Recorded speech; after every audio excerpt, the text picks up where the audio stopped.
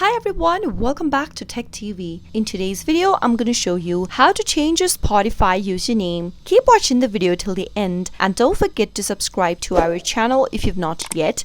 Also press the notification bell icon so that you'll never miss another upcoming upload from us. Now let's jump right into the video. If you're looking for a way to change your username on Spotify, let me tell you that you cannot change your username because it is used to identify you on Spotify. Instead, you can change your display name that appears in your profile for Spotify.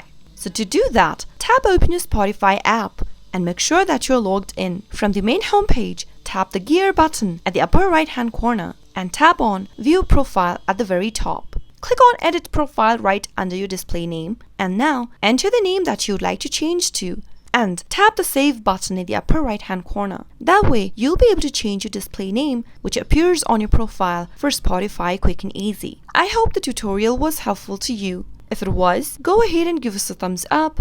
I'll be back soon with more tutorial videos like this. Thank you for watching.